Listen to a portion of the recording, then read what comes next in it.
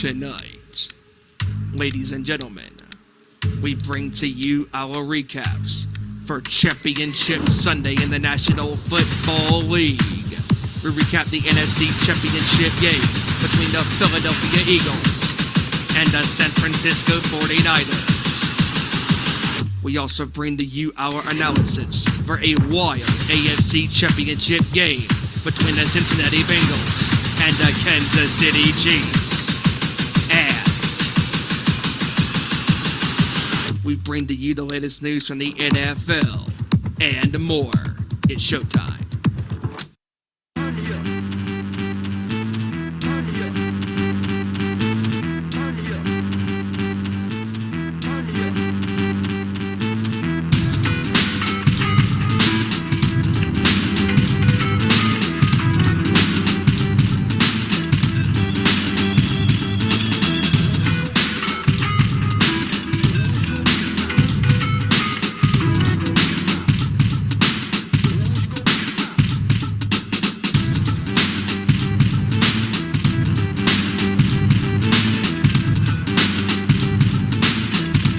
From the gridiron to the court, talking all that is sport, breaking down the latest news, scores, and more.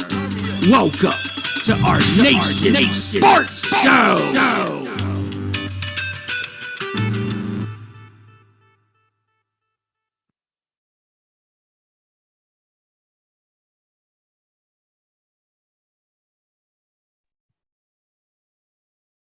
All right, here we go. We are live. It is that time once again. It is our Nation Sports Show. All right, lovely Tuesday to you guys in the room and to everybody out there watching right now.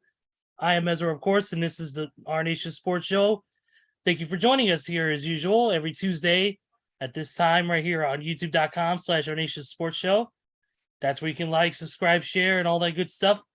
Make sure you like and comment. Of course, we love to hear you guys' opinions on all the things we talk about. Of course, don't forget to follow us on Twitter at Owen_Sports Show, Facebook.com/Our Nation Sports Show, and Instagram.com/Our Nation Sports Show. Follow the Nation's Corner at all their socials at The Nation's Corner. Of course, follow them on YouTube as well. 7 p.m. Eastern, 4 p.m. Pacific time on Saturdays. This week will be a little bit of a different schedule as our very own front row is heading to NXT TakeOver Vengeance Day, which will take place this weekend in Charlotte, North Carolina. So that'll be cool. But the other crew will be in attendance as well, or will be on with their show. So check them out as well. Also, don't forget to follow Too Sweet Cosplay on all socials. At Too Sweet Cosplay, we have an announcement coming soon about our next appearance. So get ready for that. All right, that's enough of that. Let's introduce the people in this room. We got, of course, with us the man himself, man. It's been a bit since I last talked to him, but he's here. JT, not Justin Timberlake, of course, but he is Joey Thornton. What's up, brother? Hey, what's going on, everybody? Hope everybody's having an amazing Tuesday.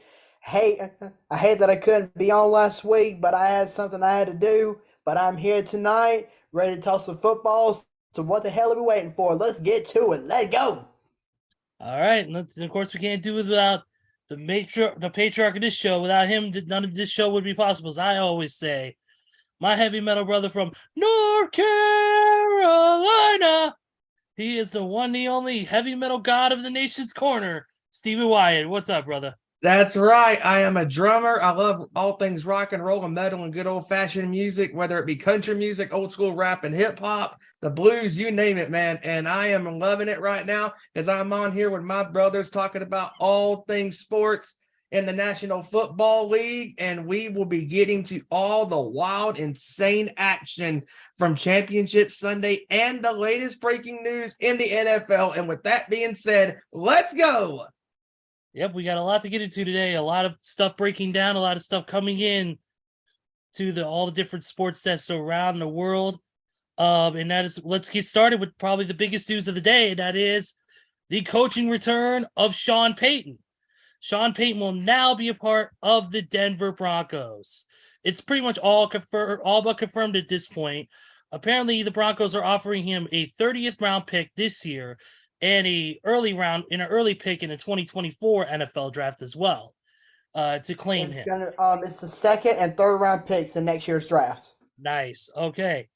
But yes, that's pretty down. That opens up the door for the Saints to get a new head coach. But in the long run, Sean Payton, he gets to join a brand new team, gets to coach a brand new team in his own right.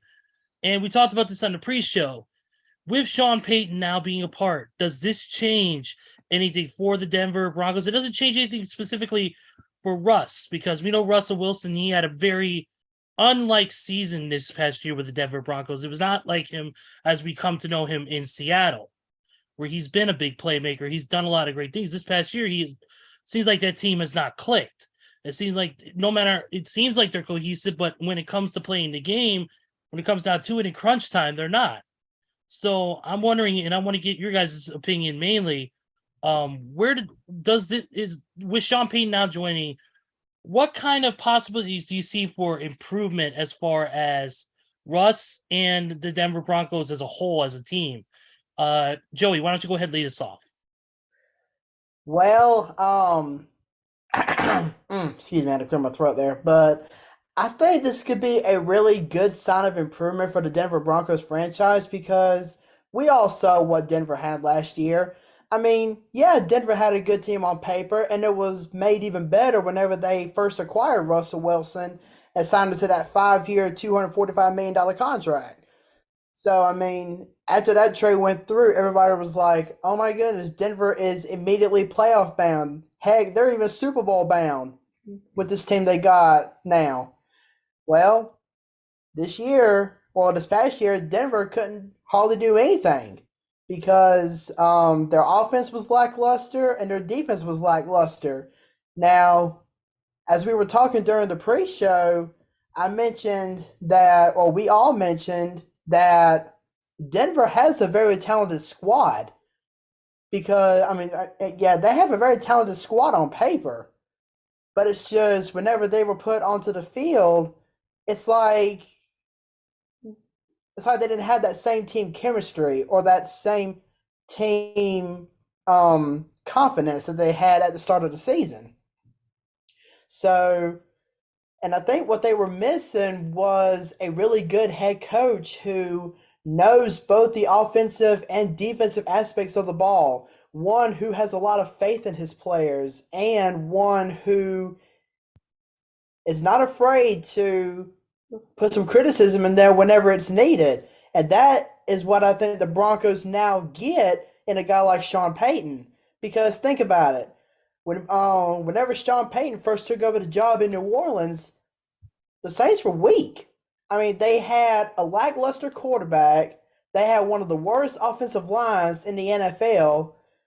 They had running back and wide receiver commitment issues, and they also had a defense that was getting run over every single week, year in and year out. But Sean Payton revamped that Saints franchise, and within a couple years, he got them a Super Bowl championship. Now, do I think we're going to see that here in Denver? Maybe. It might take a few years, but I think we can actually start seeing a better Denver Broncos franchise that could potentially challenge for at least the AFC West title going into next year, as long as all the pieces fall into place. But at this point, we'll see what happens. Steven? So I honestly think that this is a great move for the Broncos because, I mean, as we all know, that it's a proven given fact that not only do you need a great quarterback to lead the team, but it's also very important that you have to have the important head coach to lead the team as the leader of men, putting these guys on the field. And not only that, but having Sean Payton at the helm in Denver, Sean Payton is going to want his own defensive and offensive coordinators to be on this organization. He is going to have the right guys at these spots helping these young men and obviously a veteran in Russell Wilson who knows how to play the game of football, because Wilson did have his moments last season where he was blossoming at times, where he was making the old Russell Wilson type plays, scrambling, extending the plays, and making something out of nothing. And I really think that this was the move that I don't think we were expecting, but I think it's a great move for Denver because they have a legitimate guy who has had success in the National Football League all those years with Drew Brees, going to the NFC Championship game a couple of times, winning that one Super Bowl against the Colts in the 2009 season. And if there's one thing about Sean Payton, he is a very good coach as far as scheming up plays or game-changing momentum plays, looking back to Super Bowl 44 against the Colts in Miami. The first play of the second half was the infamous ambush onside kick that he coded as that play. And that kick did what it was supposed to do, and it caught the Colts off guard. And I think Sean Payton being in Denver, this is going to give Russell Wilson hope that he has a chance next season to redeem himself, because he was not himself this past season. And I think Nathaniel Hackett was the reason why Russell Wilson was not successful. Now that he has a quality head coach in Sean Payton at the helm, he can get the job done. And I think that Denver, you know what? They may be right up there with the Kansas City Chiefs next season, because I don't see the Raiders doing nothing. The Chargers are in the best possible spot, aren't they, Joey? Like, we talked about this yesterday, we'll get to that news at some point during tonight's show. But the Denver Broncos might go from one of the worst teams this past season to maybe a contending team, all because of Sean Payton being the head coach and being back in the game in the National Football League, coaching a team and coaching yet another quality good quarterback in Russell Wilson, who has already won a Super Bowl in his career. And I think that this is going to give these young receivers a chance to blossom under Sean Payton, because Sean Payton can take a third string receiver, a guy who's third on the chart, or a fourth guy on the chart, and make him something out of make nothing out of something, and I think he's going to do a great job with Denver. I definitely agree with that. But yes, Steven, going back to what you said, the Chargers are going to be in really good high spirits. Because aren't they? Absolutely. Let's see. Who was the name that they got for their offensive coordinator position? Oh, the genius. How about the one who put Ezekiel Elliott under center in the NFC divisional round playoff game, Mr. Kellen Moore? Way to go, good sir! Now you're going to destroy and also, Justin Joey, Herbert I'll add to the and his misery. confidence. I'll add to the misery of the Chargers and Cowboys fans. Sorry, guys and gal. I would have to say that also Moore's greatest successful play was running Dak Prescott 2 seasons ago on a quarterback draw up the middle, 13 seconds to go in the game against San Francisco with no timeouts. Congratulations, Kellen Moore. Congratulations, Los Angeles Chargers. You just single-handedly made the Chargers charger up even more, not just on charging regularly, but a super fast charger to epic failure status. Oh, yeah. And you know what makes this even more funnier, Steven? What's that? The fact that I just saw this earlier today. Mike McCarthy is now thinking about switching, moving, or starting to call offensive plays for Dallas starting next season. Welcome to hell, Dallas.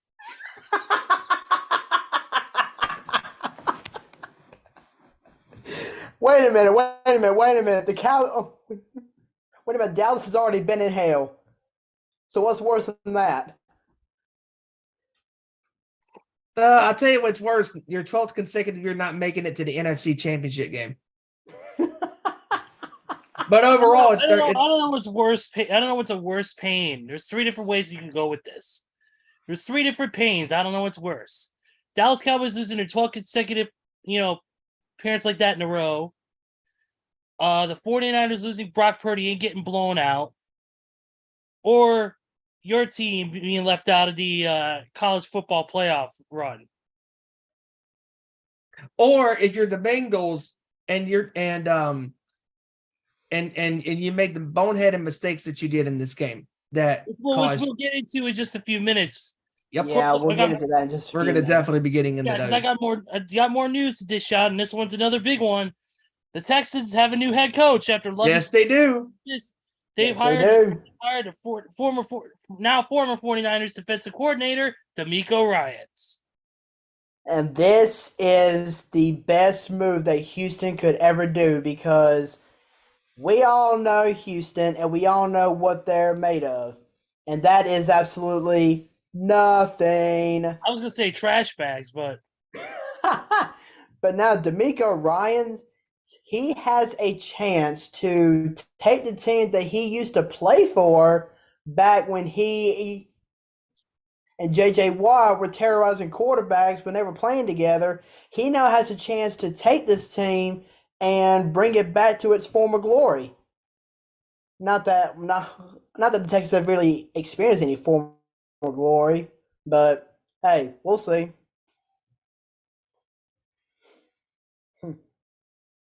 We shall I see. really think that this is a great hire by Houston because D'Amico Ryans is already a proven defensive caller, on that side of the ball, and I think that he is going to put these guys in a good position to possibly be something.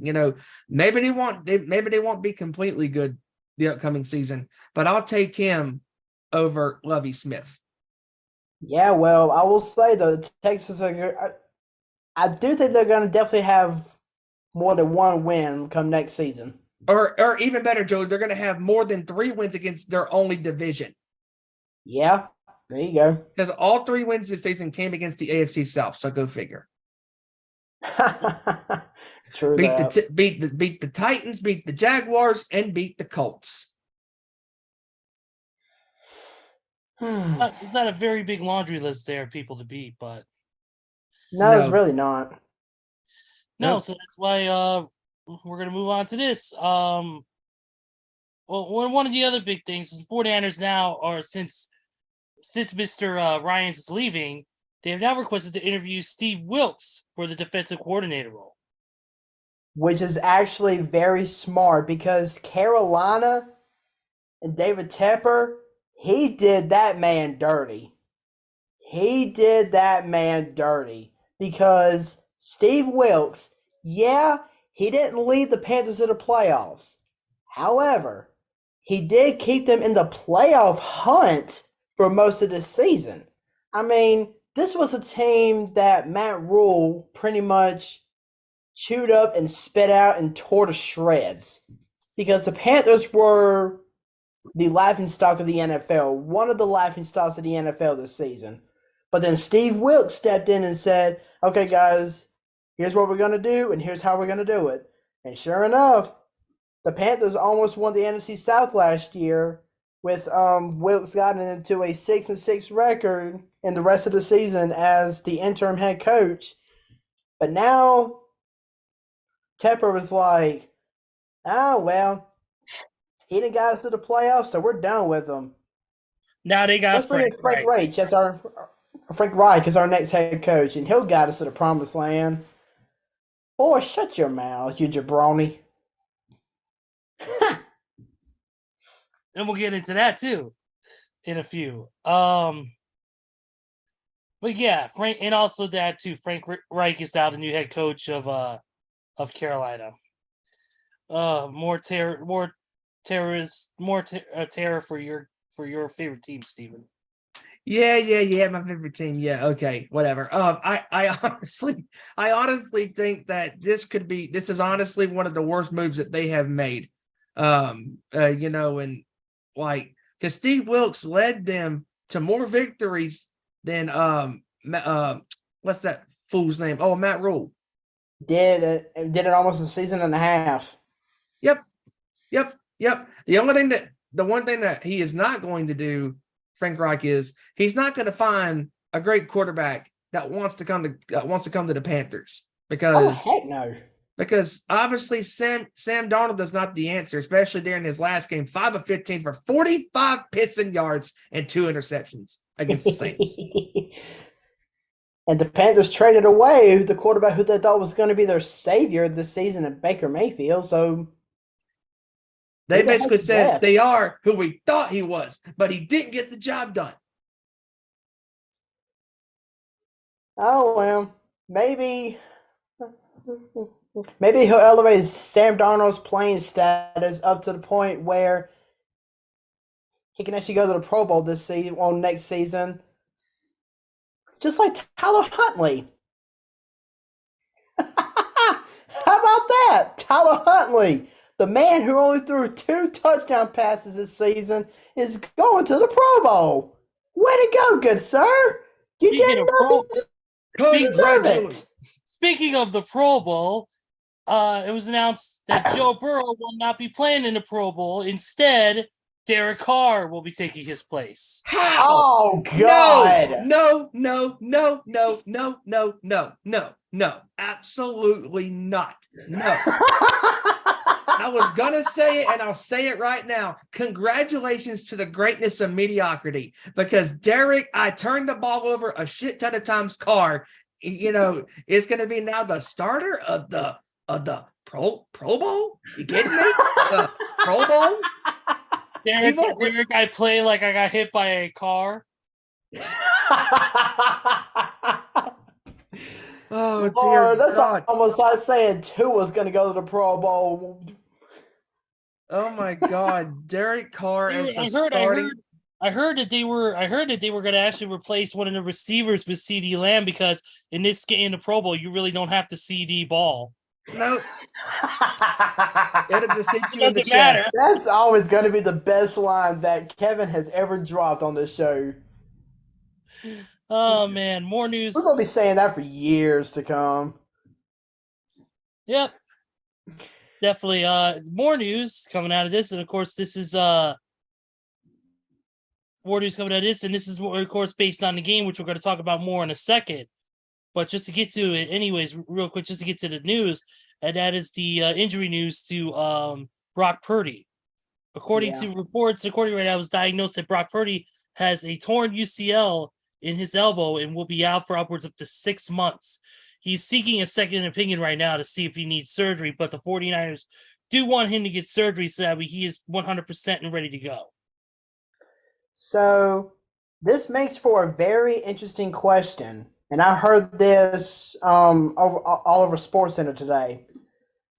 So let's just assume that Brock Purdy is only going to be out for 6 months, and that he'll be ready, for training camp. So, with Jimmy G being a free agent, he's pretty much going to be on his way out. I mean, because there's a lot of teams out there that could use a quarterback like Jimmy Garoppolo. Yeah. So, who do the 49ers side with at quarterback this next season? Mr. Irrelevant and Brock Purdy? Their first-round draft pick in Trey Lance? Or are they going to try to swing out and get a veteran and compete for the starting job? Interesting. That's a tough one. I mean, you would swing for a veteran if to get somebody who knows how to play a game. But then again, Brock Purdy has proved himself more than capable enough to be able to do the job when needed. Unfortunate injury. Of course, we'll get to the game here in just a few minutes, but if he hadn't been for a costly injury, who knows what would happen? Right, Yeah. because now that the Niners are in this predicament again, because it was a common theme throughout the season that their quarterbacks were injured. They thought their guy Trey Lance was the guy that's going to be leading them at the helm. Then he goes down with the ankle injury, and then Garoppolo comes in, and luckily they brought him on backup. He's leading them to about 3 to 4 victories in a row, and then he gets injured with the foot. And then here comes Brock Purdy, a guy that nobody knew who he was. And this guy played 7-8 games and only threw 3 interceptions. And he threw more touchdowns probably in a span of weeks compared to Dak Prescott, who had more interceptions, did touchdowns. I mean, that's pretty good, from that standpoint, because Brock Purdy proved himself that when he got confident, he started to gain confidence thanks to Kyle Shanahan, and everybody around him, from Run CMC and Deebo Samuel and George Kittle, and these guys believed him, and Ayuk and Elijah Mitchell, and everybody on that offensive line and the offensive players, they believed in him and gave him a boost of confidence. And look what he did. If he did not get injured, who knows?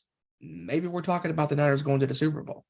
But at this point, if you're San Francisco, you need to reevaluate yourselves as a franchise on what you're going to do, because there are a couple of veterans out there on the market who have been proven starters in this league that can lead you and that can make you an instant contender in the National Football League.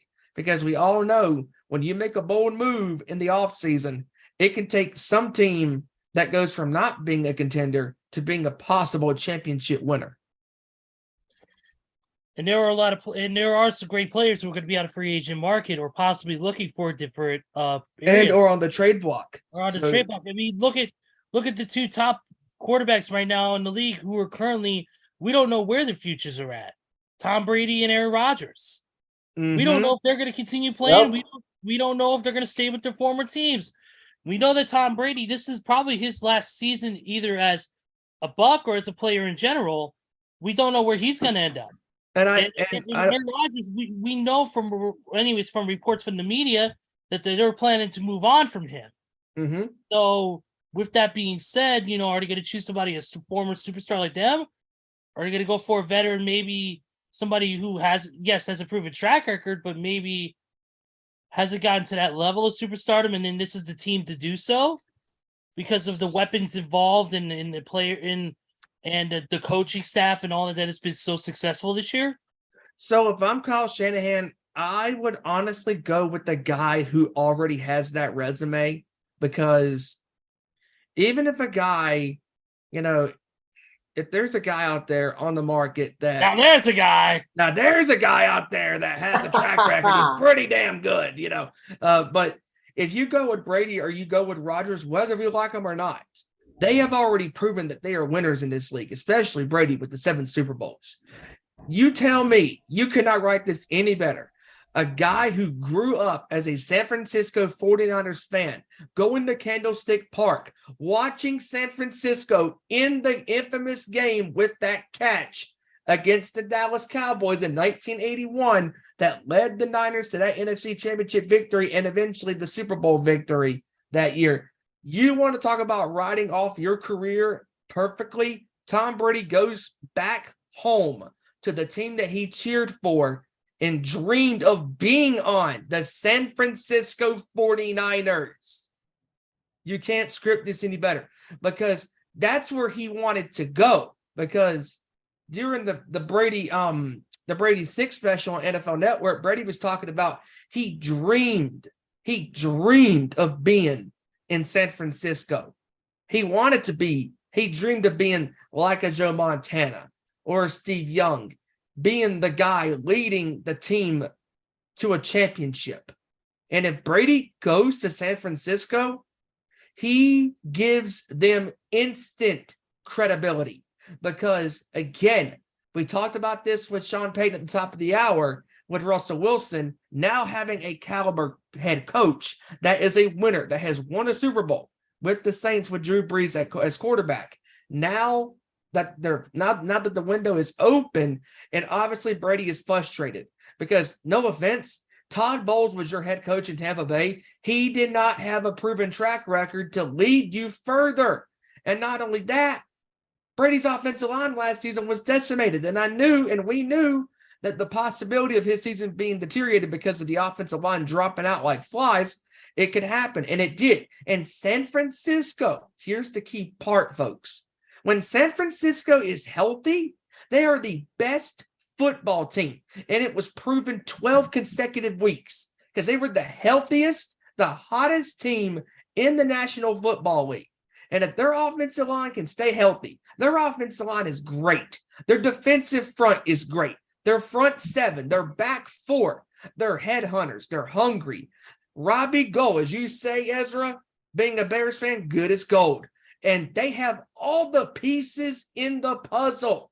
Brock Purdy could have been that guy, but unfortunately, the cards did not fall in that situation because of the injury bug during the NFC Championship game. But just paint this into the picture, into the beautiful frame that it could be. Tom Brady goes back home to California, where he was born, raised, and he became a football fan, going to 49er games at Candlestick Park. You want to write the perfect storybook ending to a Hall of Fame already career? He leads his third National Football League team to another Super Bowl, and he leads the Niners back to the promised land, coincidentally, in 30 years. They have not won a Super Bowl since 94. The story would be amazing. And as wrestling fans, we get that stuff.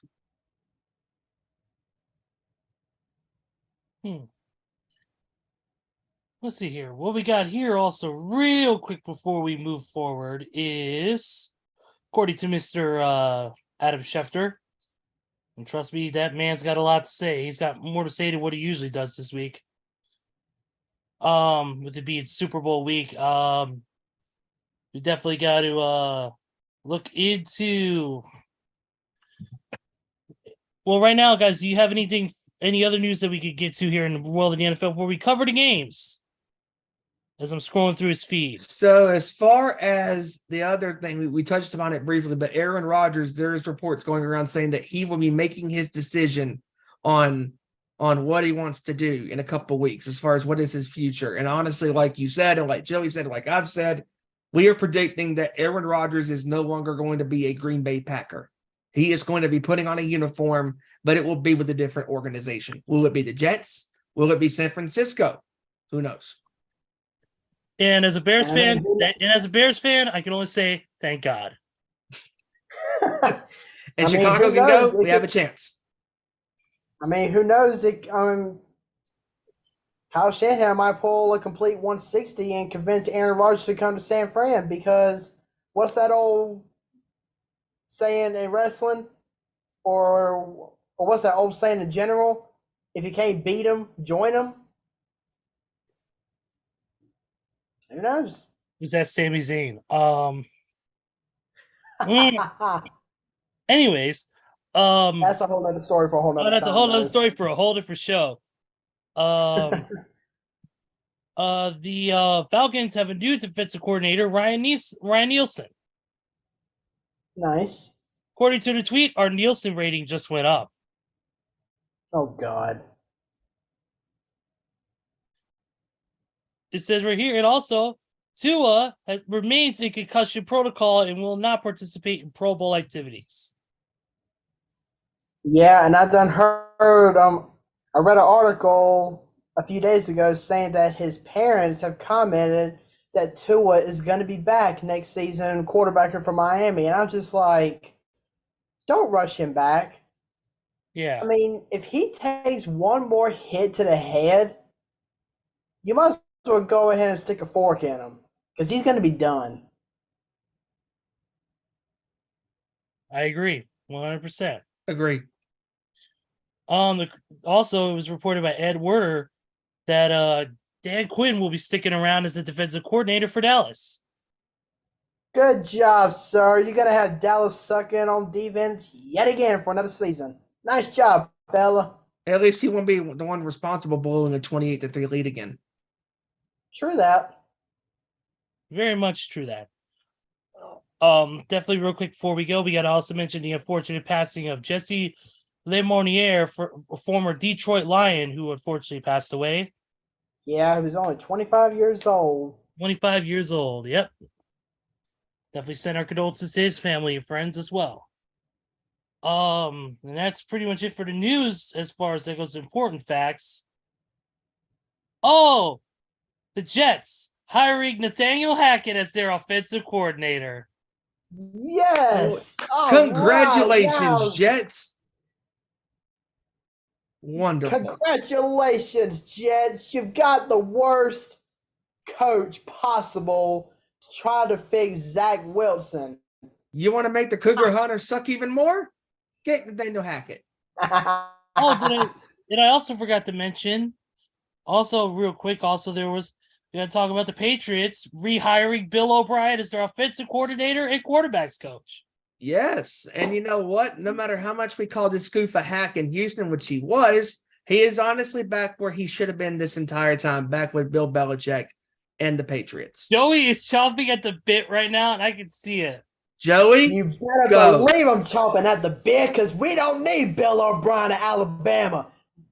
Let him go back to New England and let him try to fix Mac Jones because we sure don't need him in Mac Alabama because he Jones. blew games for us.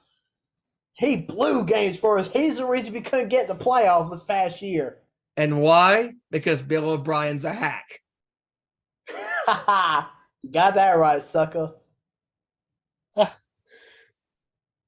Oh, that story almost put me to sleep. Oh no, Yeah, no wait. I was watching Denver Broncos highlights. All right, let's get to the championship games from this past week, the two conference championships, of course. Of course, the Eagles took out the 49ers 31-7. Sorry, Kevin. You know, Classic. I mean, I was really hoping this game would have been closer than what it was. But I mean, when you look at the main fact or the main storylines of the game, Brock Purdy hurting his elbow, Nick Bosa and Fred Warner getting shook up on consecutive plays in the first quarter. I mean, that pretty much spells doomsday right there for this Niners squad. And yeah, they tried their best. But Josh Johnson, he just can't do it. And the fact that Brock Purdy was forced back into the game because, well, the Niners had no other options. And he wasn't even able to do much because of his elbow being so tore up. I mean, I really hate San Francisco's season had to end the way it did by that 31-7 drubbing. But the Eagles, they just came ready to play. I mean, there's not much else I can say about that. I mean, just ready. It's pretty simple when you look at this game because going into this game on paper, we all thought that San Francisco was going to stand a fighter's chance to beat Philadelphia because they were the hottest team in the NFL, going 12-0, 11-0 since Christian McCaffrey came in from that trade. And on first of all, on the opening drive by Philadelphia, they absolutely got lucky that Devontae Smith caught that pass. He dropped that ball. They got lucky that for one, Kyle Shanahan did not throw the challenge flag because the replays absolutely showed that Devontae Smith did not catch that ball. And he was signaling, motioning to the coordinators and to the players, hey, snap it because this is not a catch. And they got lucky. And that one touchdown by Sanders should have not accounted because it was a lucky play that shouldn't have worked. And honestly, after that, and then obviously San Francisco gets the ball, and as they're driving down the field, Purdy gets hit, ruptures the UCL, and at that point, I knew, Kevin knew, we all knew that game and the season for San Francisco was over. And it's unfortunate that it happened because, not to mention, before Purdy went out, even Fred Warner got banged up on the Niners' first defensive stance against Philadelphia's offense. And Nick Bosa also got shook up a little bit afterwards of Purdy getting injured. So these injuries were happening at the worst possible times. And so when Purdy went down with the injury, you're going, okay, what the hell are we going to do now? And here comes Josh Johnson in, your fourth string quarterback, the fourth quarterback that you have used all season long. And it's the one time you could not afford to lose your starter, because at that point, Brock Purdy was so comfortable with the play calling in San Francisco that Kyle Shanahan and everybody was running. And him going down with that UCL injury, that changed the entire complexity in the entire game. Because honestly, I think that Purdy's injury changed the Niners' focus of that game. Their entire focus was gone from the rest of that game because they were getting frustrated, and also as well, especially at during multiple Eagle drives, especially during that second quarter drive, flag after flag after flag after damn flag. I kind of like 4 or 5 flags basically on that drive that kept Philadelphia going. And on top of that, most of those flags were thrown on third downs. And that could have led to them getting off of the field and punting, or attempting field goals. But nonetheless, the turnovers also bit San Francisco in the ass at the worst possible times. The interceptions, the fumbles, especially those 2 fumbles. I mean, it was alarming that this team got hit with an uppercut and several jabs, and then the haymaker. They got hit with the worst possible scenarios of all the bad lucks that could happen. They did happen. And I felt bad for Purdy, especially after the game. You had people, and I stand for Kevin on this, I stand for Ezra, you on this, and you too as well, Joey, and everybody out there in sports viewing land, that Brock Purdy, unlike you, Ric Flair, actually has played a physical sport. Yes, we all love professional wrestling, but don't you dare criticize a human being that is a quarterback. What is he supposed to do when he knows that, oh, my elbow injury is screwed up? It's worse than I thought it was. They were massaging the shit out of that elbow, trying to get him to come back into the game and throw the ball.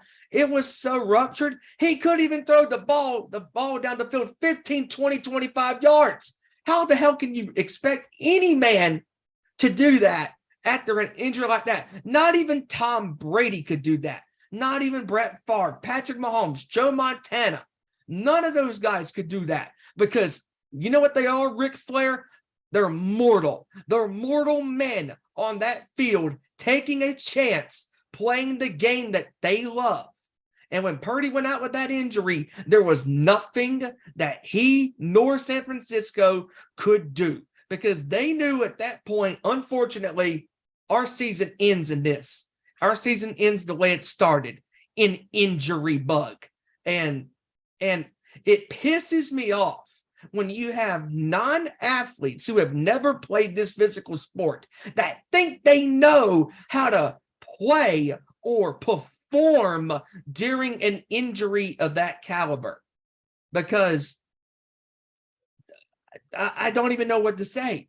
I mean, it's amazing how these keyboard warriors, these so-called athletes, were coming out here criticizing a man that is in agonizing pain, that is obviously visually frustrated, that he's like, man, I've had a great season, I've had a great run, and this is how it's supposed to end.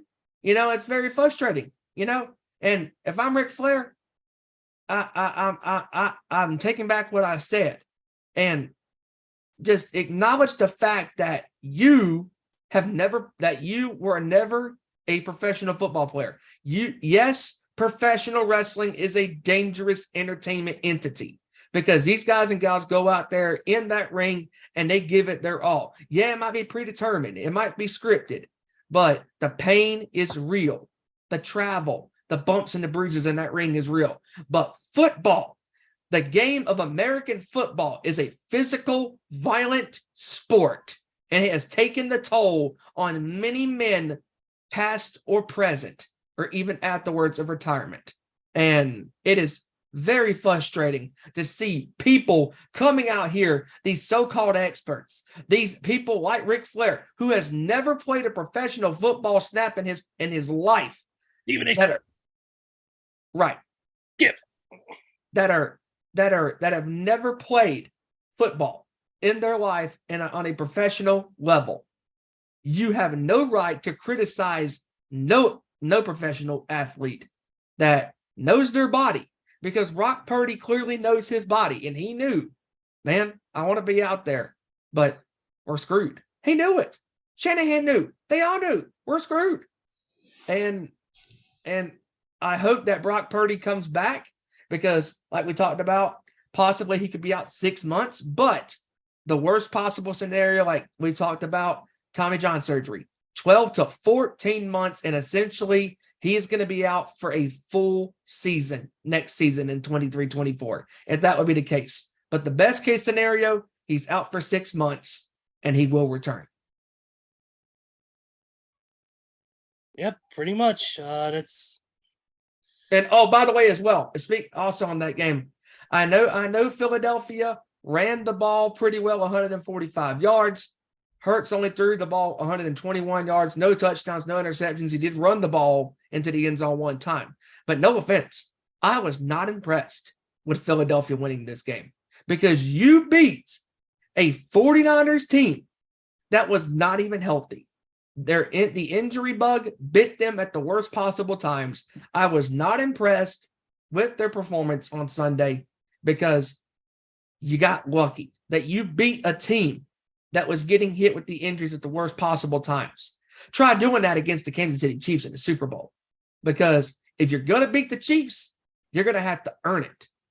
You're going to have to earn it. You're going to have to prize that championship win, that second championship victory from Mahomes' hands. And unlike these Philadelphia Eagles, especially on the offensive side of the ball, none of these guys or their head coach have experienced a Super Bowl. Now, Chris Long on the defensive side of the ball has experienced a Super Bowl, and he gave those guys great advice. Enjoy the ride while you can. And enjoy this one, because you never know when it's going to happen again, or if it will happen again. Because yes, has Philadelphia been one of the best teams this year? Yes, they have. Their defense is really good. Their offense is really good. Their offensive line front to back is really good. Their coaching is good. Their coordinators are good. They're a good team. But they absolute got the worst possible breaks at the worst possible times against a team that should have been healthy. But unfortunately, the cards did not fall in the right spot for San Francisco. But mark my words, folks, San Francisco, if they are healthy, if they have the same players on this team, they can make a run. Or if they make a splash in the offseason and getting Brady, not Rodgers, but getting Brady to lead this team, they can get back here and possibly go to the Super Bowl. mm-hmm. Yeah, they could. But as far as what you just said, Steven, about if Philly wants to win the Super Bowl, how they're going to have to take it from Patrick Mahomes, I'm going to one-up you there. If the Eagles want to win the Super Bowl in 2 weeks, they're going to have to slow down Patrick Mahomes. And Absolutely. that is a rarity, unheard of task that how many other teams have tried? Oh, just about every single one of them. And how many have failed? Oh, about every single one of them. So what makes Philly think that this is going to be any different?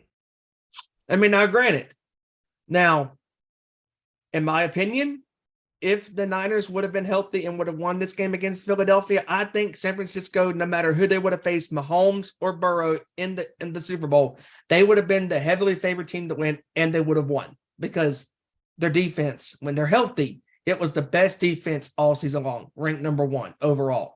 Hands down. Hands down. Philadelphia does have a really good defense, but there's some holes in that defense. There's some creases in there, that maybe Mahomes and Andy Reid can attack. And we have 2 weeks to talk about this, and think back to the last time. Think about the last time Mahomes played in the Super Bowl and how awful he was, how inconsistent he was. Do you think he's going to do that this go around? No, absolutely not. No. Now, again, if this was San Francisco, I think he would have lost, but he's already seen 2 of the best defenses in those Super Bowls. Yep. Because that Bucs defense dominated, led the NFL's leading offensive team to only 9 points, no touchdowns. And he beat a really solid San Francisco defense in Super Bowl 54. Because, no offense, even though Philadelphia's defense this year is one of the top-ranked defenses in the National Football League, to me, they're not San Francisco.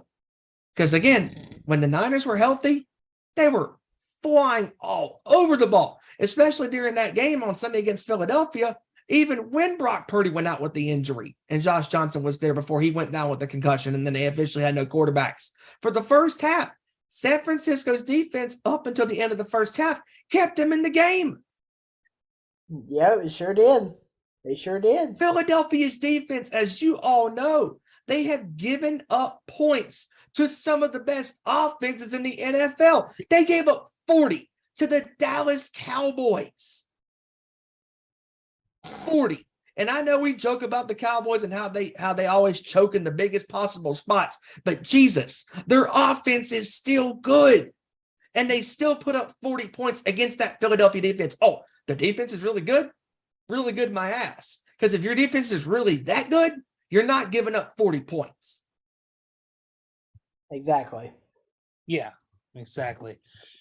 Moving on to the next game on this past week was, of And course, this was a barn burner. yes, it was. This was a barn burner. Actually a real contest. It was the Chiefs and the Bengals. Chiefs won 23-20. Now, I have a question for the Cincinnati Bengals fan base.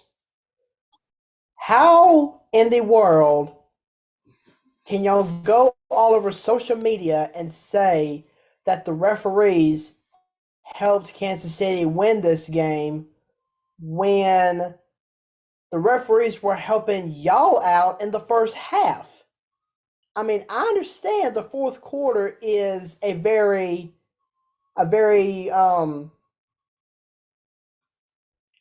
important time when it comes to football games because all football games are 4 quarters. But listen here. I mean, yeah, there was a couple of calls that went Kansas City's way in the fourth quarter, which allowed them to get back in this game. But you can't be going on a rant saying, oh, the referees helped y'all win this game, yada, yada, yada.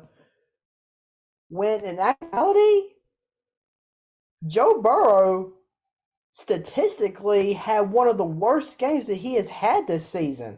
Because, I mean, think about it. He got sacked 3 times in the first half. He threw 2 long balls that got picked off very quickly and very easily, I might add. And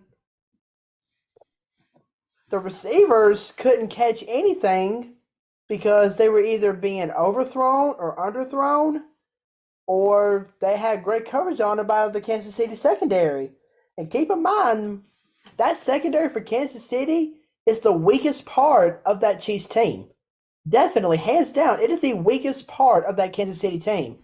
But yet, they were able to go out and make the big plays that they needed to make.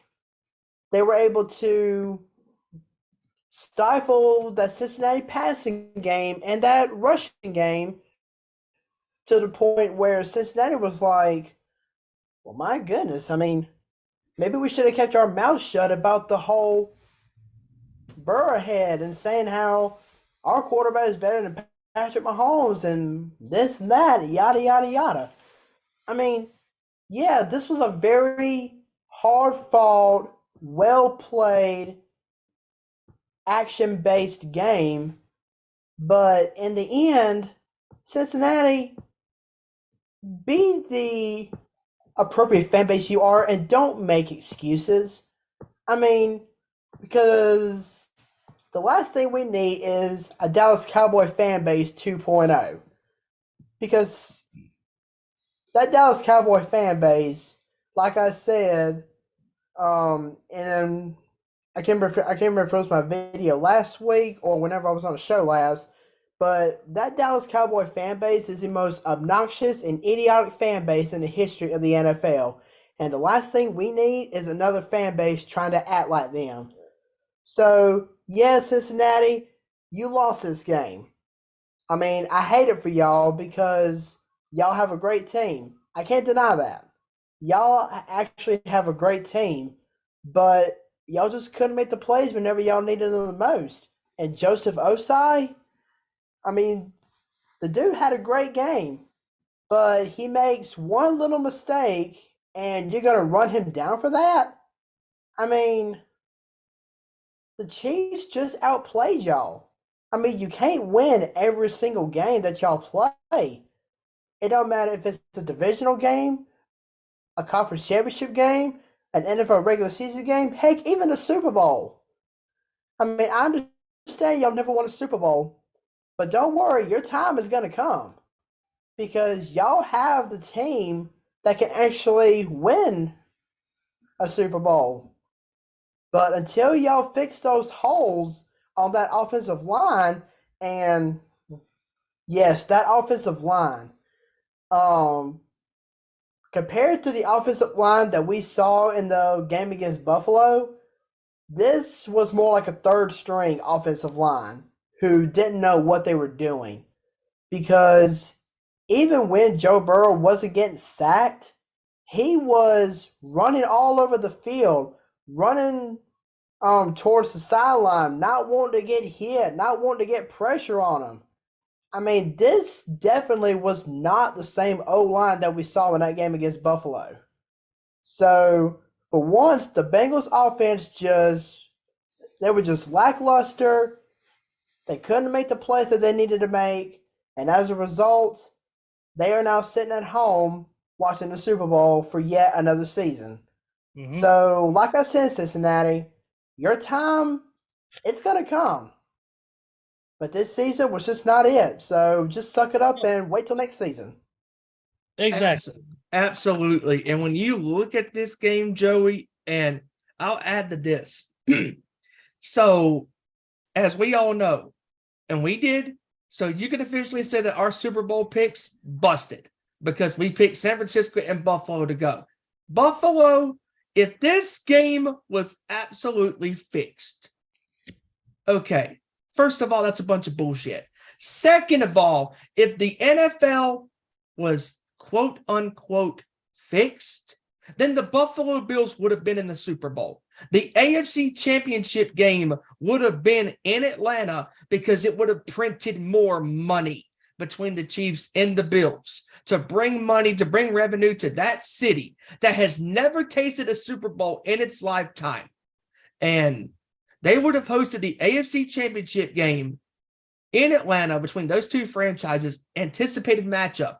It is clear as day. Yes, does the NFL do questionable shenanigans things? Yes, they do. They make us question these things, but in the end, you have to make the right plays. And the Bengals did not. Now, I'll also specify this as well. The officiating in this game, not just on the Bengals, but on the Chiefs, was god-awful. Both of these teams had some horrible calls by these officials, and this is the one thing about the playoff scenarios that I don't like, is during the playoffs and the Super Bowl, it is a all-star crew. It is not the same crew that has the same line judge, etc., head official, back judge, etc., and all of that stuff. And that, I understand why Zach Taylor was pissed off that they gave the Chiefs an extra third down possession. I get that. But at the same time, you had some questionable calls with your team that, that you made that should have been calls against you that didn't happen. So it's not just one team, because you had fans going, oh, the Bengals got screwed. Oh, no, I don't want to hear this bullshit, because clearly it is clear as day that Cincinnati came into this game thinking they were cool, cocky, and bad, and thinking that they were going to be, oh, we are now officially the team that everybody is picking because, oh, we have Mahomes' number during the first three meetings, 3-0, especially during the AFC Championship game at Burrowhead Stadium. Ooh, is Joe Burrow. Breaking news, everybody. Joe Burrow, he is the daddy of Patrick Mahomes. Yeah, give me a freaking break.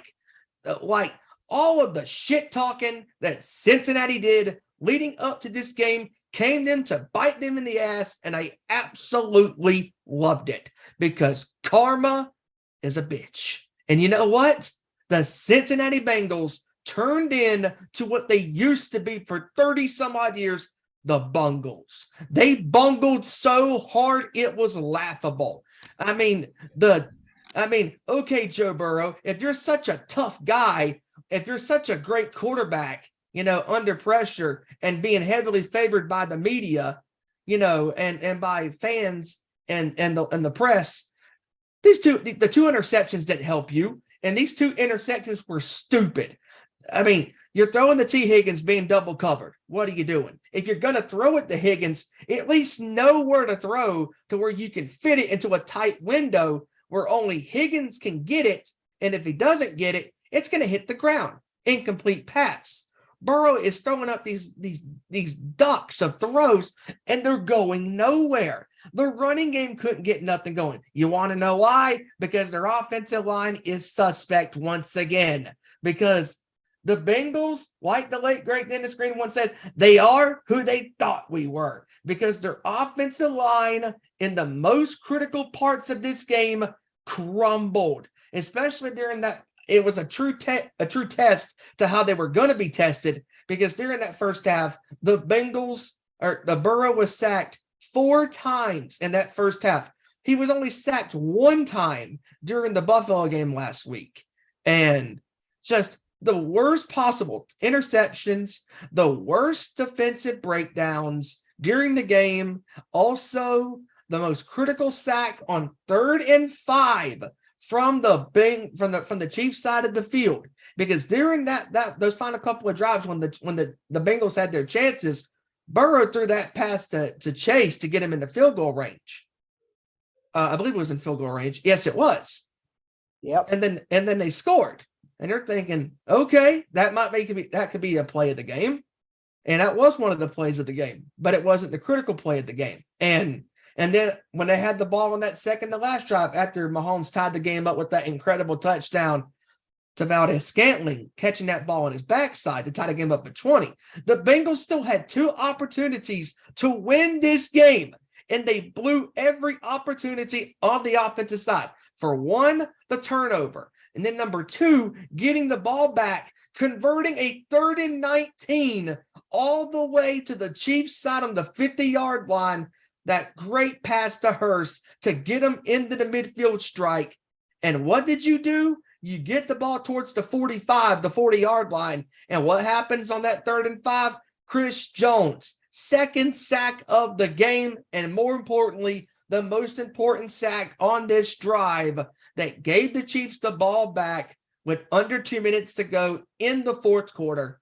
And this right here is where the game single-handedly changed.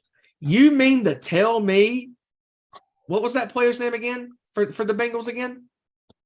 That defensive player, Joey? Joseph Osai. He made the biggest bone-headed mistake that you could ever make in a football game. He hits Mahomes after Mahomes is giving himself up, going out of bounds. He already had the first down. Going out of bounds, he gets hit. And he said after the game, Upshot said after the game, oh, I didn't see the line. I didn't see how far he was out of bounds. Okay, I get that. In the heat of the moment, you're playing with passion. You're playing with the intensity that you don't want to give up on that play, But by doing that, you are putting the game in the officials' hands. And when they saw how Mahomes got shoved out of bounds, they immediately flagged upside. And it was a terrible play at the most possible times. Just when you thought that Buckner was going to have a long field goal with 55-plus yards, guess what you did, you idiots? You gave him 15 yards tacked on to the end of the run, automatic first down to your 22, 23-yard line, and Buckner hits a 45-yard field goal. And that right there, just like your cocky attitude, sealed your fate.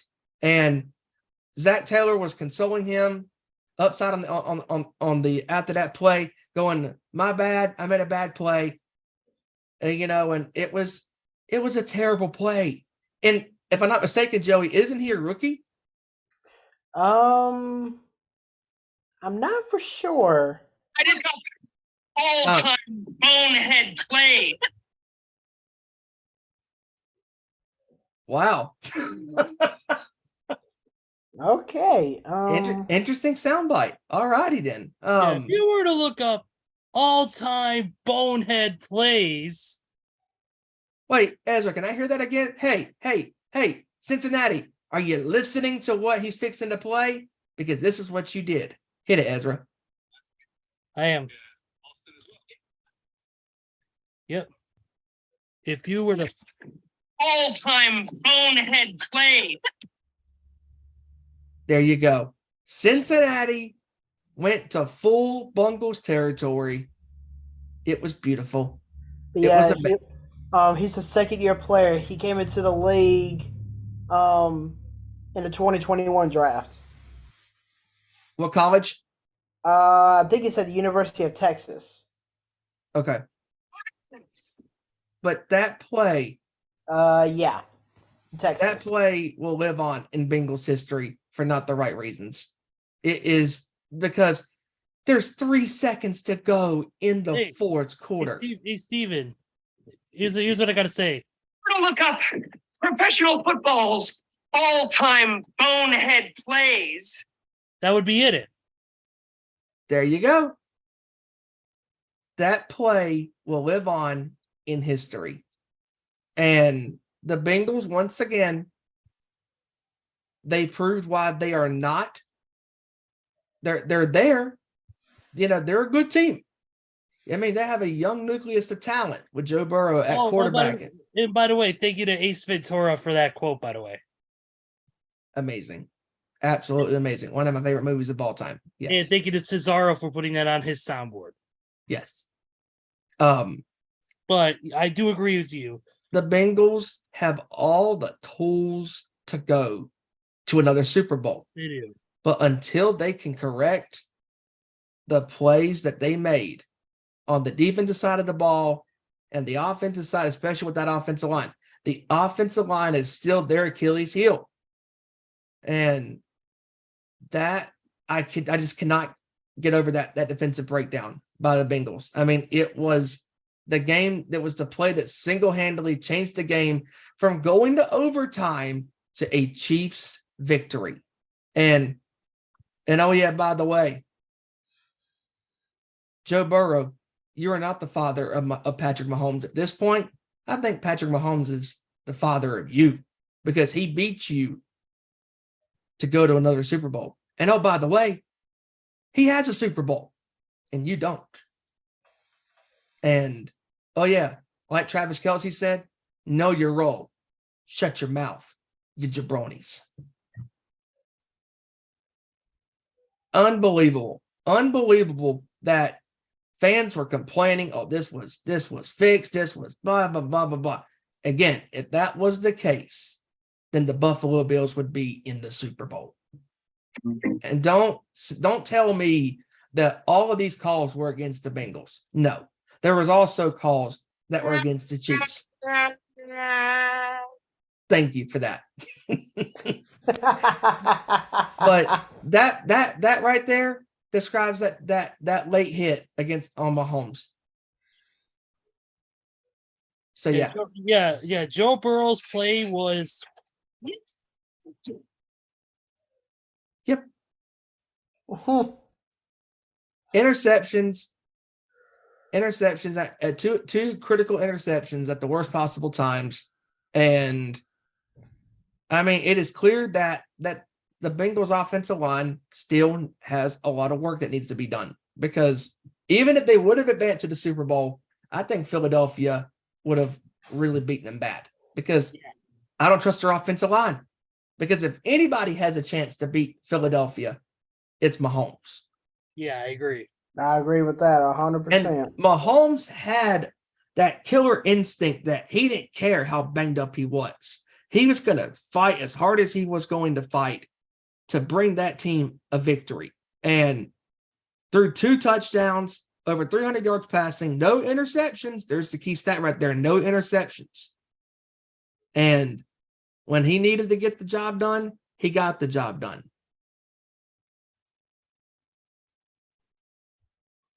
I agree with that. Yep, I definitely agree with that. Yeah, yep. Overall, Kansas City just played a better game. Joe Burrow tried, but couldn't get it done. Definitely Kansas City moving on. And the Bengals have a lot of work to do in the offseason. Yes, they do. They got a lot of things they need to change up. And a lot of questioning on what they could have done, what they should have done, in this game. And that's the one thing that they got to do is they got to go back and watch this game and analyze this, especially that last play that cost them their season. And I do feel bad and I know, Joey, I'm pretty sure you know a couple of Bengals fans as sure as I do around here in our state of North Carolina. We know a couple of Bengals fans, and I feel bad for them, that they had to suffer through another agonizing loss. But honestly, this loss was brought on by Cincinnati. This was not because of ref ball. The refs did play a contributing factor into some of this, but they weren't the main cause. The Bengals' self-destruction mentality was the sole reason why they are sitting at home and not going to Arizona for the Super Bowl. Yep, I exactly. couldn't say that better myself. Yep, exactly. And now it is time to do what we usually do, and this time we only have one game to pick. It's pretty simple, right? No, it's going to be super hard. I mean, we got this. This is difficult. I don't know how I'm going to decide this. But it is what it is. Well, actually, will we want to do this week or wait till next week? Good point. Wait till Kevin gets back. Yeah, let's do it next week. All right, we'll pick our game next week. Thank you for the last minute decision, gentlemen. I appreciate this. This is what we do. Nice little teaser. We do this shit. We do this shit on the fly. You got to wait till next week, folks. But this game, I don't know whether that was just to tease the show or whether that was just super creepy. Then again, with you, it's probably the latter. But I digress.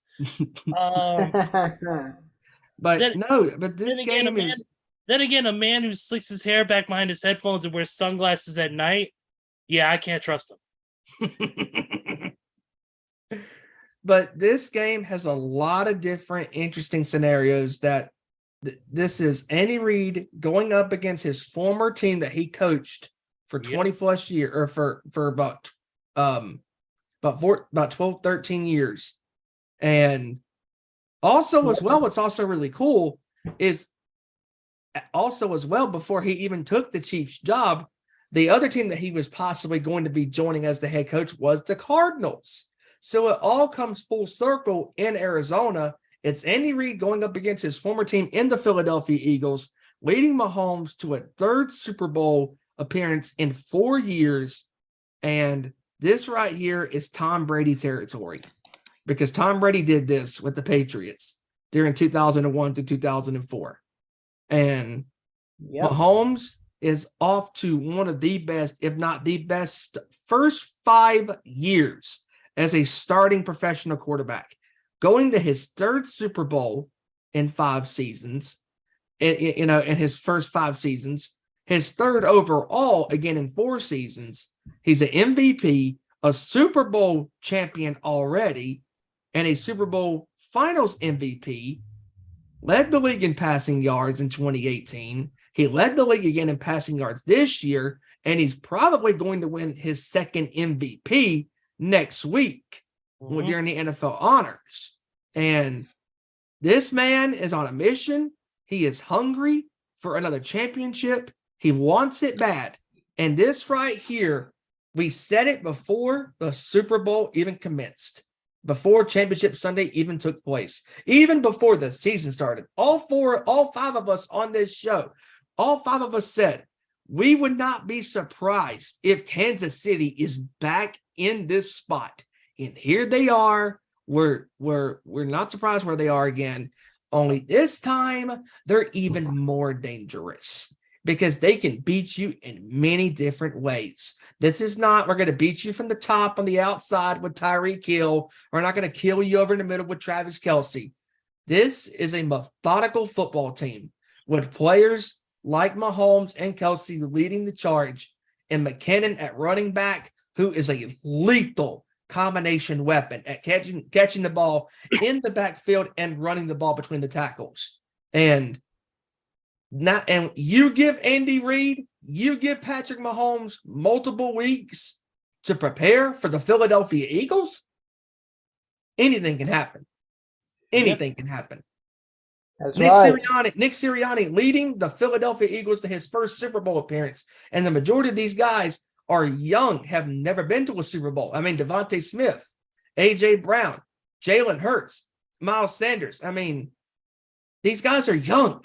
They've never been in this spot. And I'm pretty sure you guys will agree with this. I think there's going to be some jitters in this game for the Philadelphia Eagles because the majority of these guys have never been to the Super Bowl. But that guy Mahomes, that guy Travis Kelsey, and that guy Andy Reid, those three guys have, along with Chris Jones and Frank Clark, they have been to the Super Bowl and have won a Super Bowl. Yeah, but you also got to look at from another perspective. The Chiefs have a few veterans on their roster who've never been to a Super Bowl.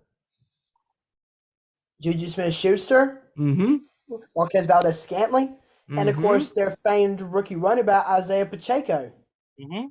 Pacheco, dude, is a monster. He is a monster. That guy, when he gets the Jets going, he turns on the burners. Watch out, because Pacheco is going to burn you alive.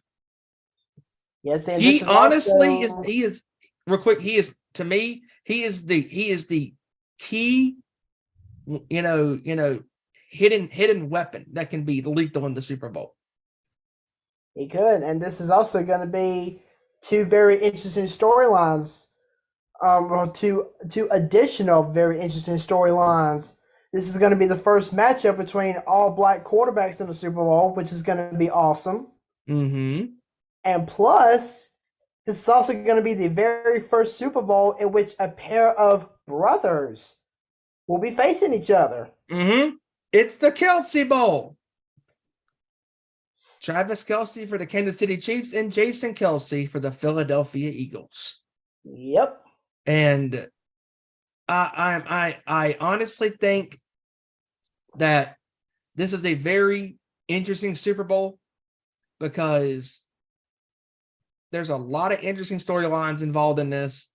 Here's a guy in Mahomes. Well, did we talk about real quick? Sorry to interrupt. Did we talk about Tyler Huntley also replacing Josh Allen?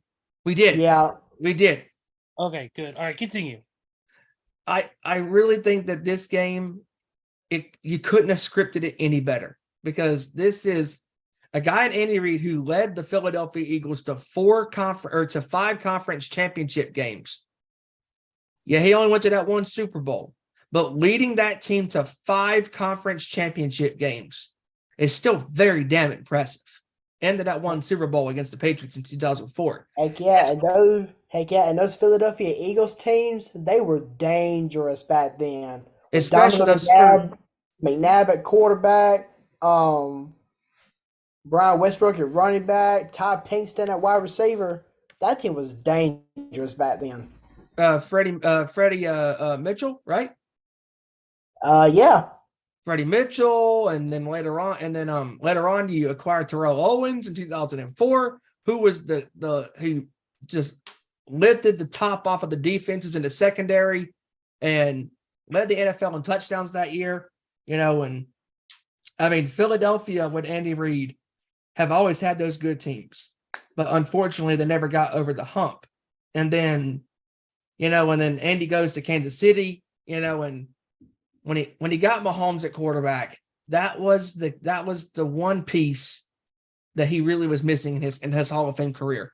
And McNabb had a great career with Philadelphia. Even Michael Vick had that one really good year with Philadelphia in 2010. But Andy Reid has hit his best stretch in his Hall of Fame coaching career. And if he wins his second Super Bowl as a head coach, even if he didn't win one, but the fact that he's already won a Super Bowl, he's in the Hall of Fame. He will be in the Hall of Fame. And Patrick Mahomes, my God, He's what, 26, 27 years old? And this is his third Super Bowl in 4 years? This man is determined to win another one. And being told, especially by Sammy Watkins and by other players, Aaron Rodgers is the best quarterback in the NFL. Okay. Okay, sure. Okay. Because Mahomes, Joey, you know that Patrick Mahomes listens. That's for all the people who said that. Mahomes was thinking that. What a load of shit that is. Aaron Rodgers is the best quarterback in the entire NFL. Yeah, give me a fucking break. You know what? You can have Josh Allen with both hands tied behind his back, covered with a blindfold, and freaking put inside of a cardboard box. He can still have a better game than Aaron Rodgers does now. Wow, tell us how you really feel there, buddy. Wow. I could keep going on, but I don't have enough showtime to keep going on. My goodness. I mean, like, to be told by the media, the players, that left the Chiefs, Mahomes is good, but Rodgers is better. Yeah, how'd that work out for you? Yeah. Rodgers didn't even make it to the dance. Mahomes is going to another Super Bowl. Yep, and it's going to be a very hard-fought game, and we'll definitely get into the discussion on that more next week when we have Kevin back. And that game could go either way. And next week, we're going to be breaking this game down from all angles on what the Philadelphia Eagles and the Kansas City Chiefs need to do to win Super Bowl 57 in Arizona. Yeah, definitely. And I think that's it on the football news for today as far as that goes. So let's get into a little NBA talk, shall we? I think in regards to the NBA, I think there's one special award that we need to hand out, and that is for the biggest clown of the week. Is it LeBron James? Patrick Beverley. Yes! Congratulations, Patrick Beverley. You earned the biggest clown of the week award. Photon's camera just to try and show the ref. Dear God. You got your ass technical fouled for it. What an idiot. Patrick Beverley is an absolute dumbass. LeBron acts like a 4-year-old who just got his favorite toy taken away from him. That's my favorite toy. My favorite toy. Not yours. My favorite toy. I mean, well, his favorite toy is actually injured 90% of the time. His name is Anthony Davis, but oh no, he's broke again. He's like fucking Buzz Lightyear from Toy Story, except he doesn't stay fixed. I am Anthony Davis. I come in pieces. Not just some assembly required, a lot of assembly required. You are not some space ranger. You're a toy. He's like a Lego that keeps getting a Lego statue that keeps getting knocked over. And as Tim Allen once said, there's no sign of intelligent life anywhere, especially in Lakerland. No. Here's a perfect quote. You are a sad, strange little man. Beat it. Fine. Now which one does that apply to? LeBron or Patrick Beverley? Both. I think it applies to both. Both. Because LeBron, I walk off the court early before the game is officially over. James is a crybaby. And listen, good old the not bitch. sure how the Lakers game is going right now against the New York Knicks, and I'm not sure if I can tell you how it's going right now. I'm not sure if LeBron is playing in this game tonight because I haven't heard anything. But LeBron and Anthony Davis are both playing tonight. All right, so going into tonight's game, LeBron is only 117 points away from topping Kareem Abdul-Jabbar's scoring mark. And right now they're down. And I know fans are going to be rejoicing whenever LeBron does break that scoring mark, but I'm not going to see anything special come out of it because I actually know basketball to the point where LeBron James, you can't deny what he has done in his high-profile career, but to me, he's not even one of the 5 or 10 best all-time NBA players right now, even if he does break the scoring mark, or even when he breaks the scoring mark. Right now, the Lakers are down by 8 with less than 2 minutes or less than 3 minutes left in the first half. And look, I mean, Good for listen, you, Lakers. he's been in Good the for league. you. You're stuck in yet another game. Oh no, we suck again. The Los Angeles, I mean, LeBron James overall, like the part that gets me is he's not loyal to one specific team or even to a couple of teams. No, Not He by a long left. shot. He left Cleveland a couple of times. He went to Miami. I would have been okay if he would have, stuck with Cleveland, left them, went to Miami, went back to Cleveland, and then maybe go back to Miami. Who knows or whatever. But obviously, he went to the Los Angeles Lakers for a business reason, and then basketball was secondary. And my biggest problem with LeBron is it's just the way he conducts himself, and I respect him for what he has done in the NBA. He's a 4-time champion, and he's 117 points away from breaking this record. Yes, that's a great record, but Kareem, unlike LeBron, for the most part during his entire career, was dominant. LeBron, there's been times LeBron has not been the best player in the NBA. Kevin Durant has had that honor a couple of times. Giannis Antetokounmpo has had that honor a couple of times. Hell, even the late great Kobe Bryant, Dwayne Wade, you can go down the line, in the past 20 some odd years, who's been the best player in the NBA. Yeah, LeBron's up there, but I don't know. I mean, I respect LeBron, but LeBron is just, I don't know.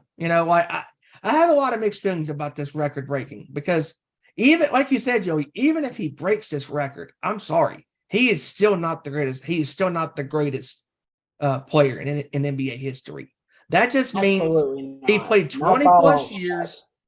He played 20 plus years, went to multiple NBA finals, multiple conference finals in the West and in the East in both conferences.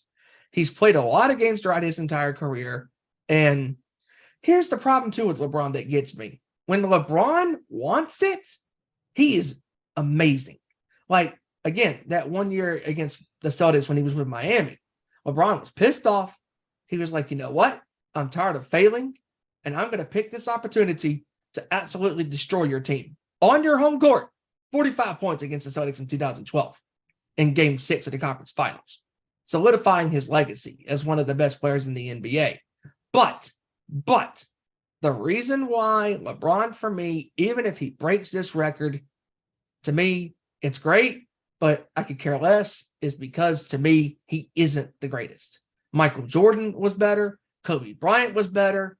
Kareem Abdul-Jabbar was better. Hell, I could even make the argument that Larry Bird and Magic Johnson were better. But definitely Kareem, definitely Jordan, and definitely Kobe Bryant. Yeah. And I happened to see something a long time ago talking about how they were talking about LeBron eventually breaking Kareem Abdul-Jabbar's scoring record. I happened to see something saying that if Michael Jordan had not missed all of those games due to injury or retiredness or anything like that, given his scoring average that he was putting in every single night, they are projected that Michael Jordan would have finished his career with over 41,000 points. Unbelievable. If he did not take off those first couple of years due to playing baseball, and he didn't miss significant time, even when he was with the Wizards in 2001, 2002, he definitely could have broken that record. I mean, definitely. Michael Jordan, to me, is still the greatest basketball player that ever put on a pair of shoes and that uniform. I agree with that 1,000,000%. Because unlike LeBron James, Kobe Bryant, Michael Jordan, Kareem, Magic Johnson, and Larry Bird all had that killer instinct mentality. And don't forget about Wilt Stilt. Oh, and also not just him, but the great Tim Duncan, Mr. Methodical himself. Oh yeah. Tim Duncan is one of the greatest big men to play professional basketball. And even going into this, listening to Sirius XM today and hearing that, LeBron is 117 points away from passing Kareem Abdul-Jabbar. I'm like, yeah, it's great, but honestly, who cares? Because even if you break this record, I cannot still argue the fact that you are the best, because there are going to be people that are going to say, oh, just because LeBron is going to break Kareem's record, that automatically makes him the best. Absolutely not. Because if Kobe would have done it, if Michael would have done it, then I could vouch for that, saying that, yes, one of the true Hall of Fame greats in pro basketball broke the scoring record in the NBA. LeBron, he is, to me, I haven't even thought of top 10, but for me, like I agree with you, Joey, he's not even top 5 for me all time. I'm sorry, he's not. Kobe's in my top 5, Michael's in my top 5, Kareem's in my top 5, and so is Tim Duncan. I mean, yes, I understand that you need to score points to win a basketball game, but at the same time, points don't make a man a man. Exactly. Assists, steals, rebounds, passes, those stats don't make a man a man. What makes a man in basketball is leadership, compassion, dedication. Because LeBron, like you're saying this, Joey, and I know where you're going with this. LeBron at times has not had the passion for basketball. No, of course not. I mean, think back to all those times. Think back to several years ago whenever he formed that so-called super team with Miami. In Miami with himself, Dwayne Wade, and Chris Bosh. I mean, yeah, they may have won 1 or 2 championships, but he won. Yeah, but this was the same LeBron James that at that introductory big-time show that they had when they introduced all 3 players, he was saying not 1, not 2, not 3, not 4, not 5, not 6. I mean, bro, come on now. You haven't even won a single crown in the NBA at this point. Kobe Bryant already won his 5th NBA title in his pro career, and Tim Duncan already won 4. I mean, come on. Just because you make a super team doesn't mean that you're going to coast to the NBA playoffs and the NBA finals and the NBA finals championship. And no, it ain't going to happen. No. I mean, think back to all the super teams that made it to the NBA finals. How many of them actually walked away with finals championships? Let's see, the 04 Lakers.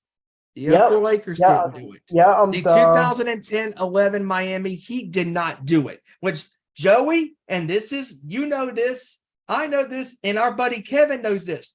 We would be sitting, just for those that don't know, the 3 of us met in high school. Me and Kevin already knew each other, but Kevin introduced me to Joey in high school. And we would sit at the cafeteria and at times would not even eat our lunch. We would be just shooting the breeze on sports about football and basketball and just talking about LeBron. Because, Joey, I know you remember this because I sure as hell do. Kevin remembers this because me and Kevin are Celtics fans. LeBron James on May the 13th, 2010, at that time, played his last professional basketball game in the city of Cleveland. And in that game, he nearly had a quadruple double in that game. Over 20 points, 10 rebounds, like 10, 11 assists, and 9 turnovers in the game.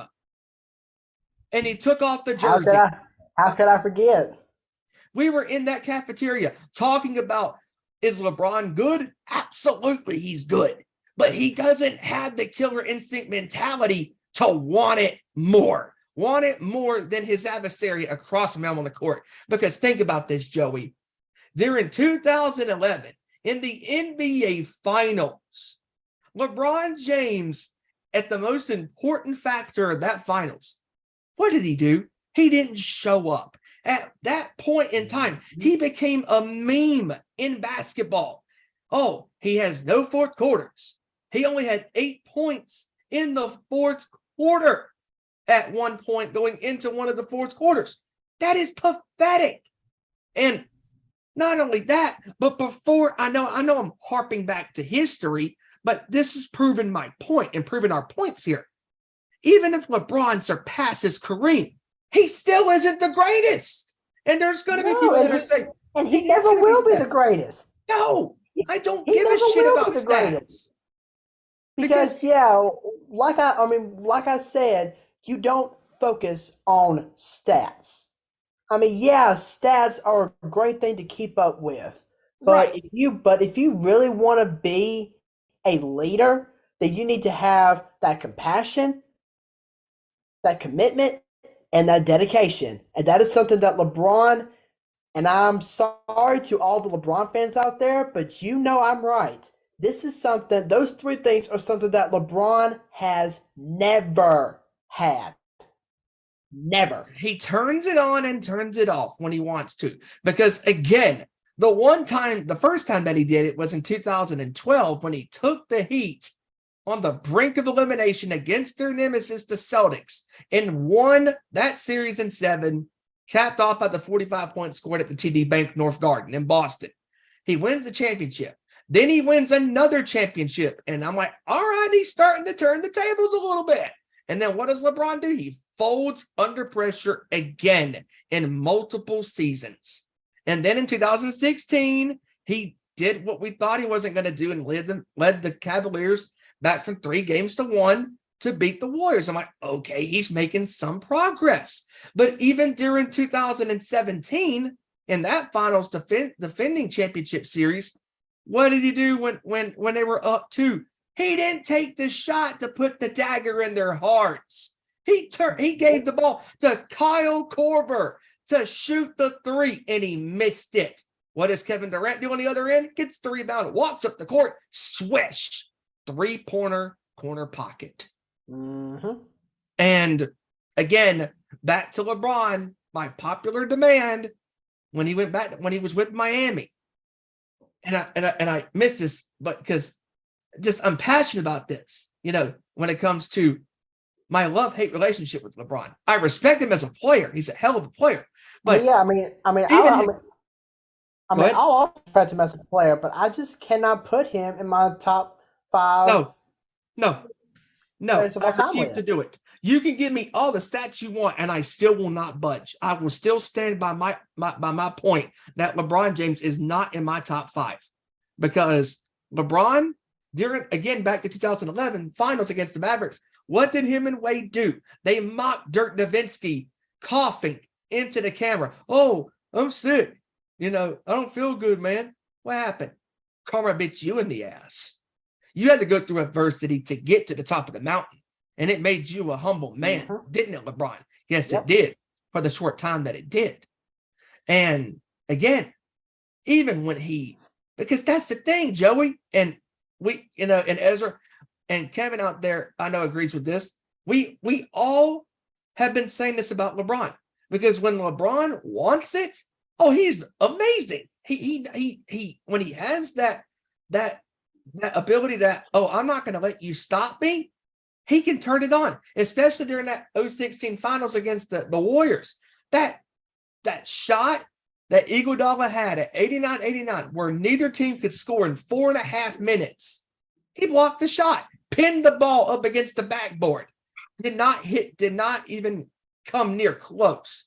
He leaped in the air, blocked the shot, pinned the ball against the backboard, and all the momentum was on the Cavs side during the rest of that game. So LeBron, again, has had his moments, but when he has crumbled under pressure, he has. And he did it with the Lakers a couple years ago. And I'm sorry, even though he won that 4th championship in 2020, it was inside the Mickey Mouse bubble, so it don't even freaking count. Doesn't even count at this point, because even during his last batch of run in Cleveland in 2017 and 18, it still proved to all of us that LeBron, you know why he ain't the greatest, in my opinion, and I'm pretty sure you guys will agree with this. He can't win on his own. He can't be the leader of the basketball team. He can't. He has to have people with him. If you can't beat them, join them. He had to have a super team to win a championship. He has to have a semblance of a big three. Michael Jordan, even though him and Scottie Pippen were the two guys leading the charge on those Chicago basketball teams, Michael was the de facto number one end-all, be-all guy. He was the guy that said, get the ball in my hands and get the hell out of my way. And then... Exactly. And here's a case in point. How many championships has LeBron won by himself? None. 0. None. And how many did Michael Jordan win by himself? 6. 1, 2, 3. 3 titles Michael Jordan won by himself. So You're don't right. even come at me with that crap. Tim Duncan, the leader of that Spurs team, single-handedly won them pretty much 3 out of their 5 championships. Yep. And I'll admit he did have David Robinson help him a couple years, but right. But this was during Robinson's latter half of his career. Duncan. Mainly. And then obviously with the Lakers, you had Shaq and you had Kobe, 1-2 punch combo. They count as leaders, leading those teams to the championships. And then obviously in the 80s with that Lakers dynasty, the Celtics dynasty, it was a combination of Larry Bird with the Celtics being the de facto leader and Kareem or Magic, even James Worthy being the leaders of that Laker team. LeBron has never been in one year or another, has been the sole reason why they have won a championship. The only time that I can make an argument that he was the leader was 2013 against the Spurs when he took ownership of that team. Okay, so I'll be nice for once to LeBron. That was the one time, in my opinion, that he was the de facto leader of that team. Because in 12, it was him and Wade that were leading the charge. But the Cleveland team, Kyrie nailed the shot. LeBron wouldn't have done that. Because LeBron... go ahead. So you go ahead and finish because I was going to do a whole different subject. Same subject, but a different category. So real quick, and I know, and we're going to end this LeBron discussion here, and I know we all agree with this. LeBron may be the leading scorer in several games or in a week or two, but even at the end of the day, LeBron still is not the greatest basketball player that ever played the game because at the end of the day, the numbers don't matter. What matters is you as a leader overall and your passion for the game and wanting it all no matter what and not giving up. Because there's been times LeBron, even at his worst, when he has failed, he has gotten into a fetal position and crumbled. He never knew how to react. Never knew how to react. And at the end of the day, even when LeBron does surpass Kareem Abdul-Jabbar as the leader and the NBA all-time scoring leaders spot, I will still not put him in my top 5. I still put Kareem. I still put Kobe. I still put Michael. And I still put Tim Duncan ahead of him. Absolutely. And one last statement that I have heard so many people say, and it just makes me want to roll on the floor laughing whenever they tell me this. They're saying that if LeBron would have played during the pre-MJ and current MJ era, that LeBron would have skyrocketed over all those players.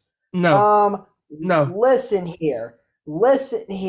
If you would have put LeBron in that 80s and 90s basketball NBA leagues, if you would have put LeBron in those 80s and 90s leagues, LeBron would get his butt tore up every single night. Just ask Michael Jordan, who had to go up against those Pistons teams in the late 80s, early 90s. Oh gosh, if LeBron complains. if LeBron would have played those Detroit Pistons teams, LeBron would be lucky if he even scored 2 points.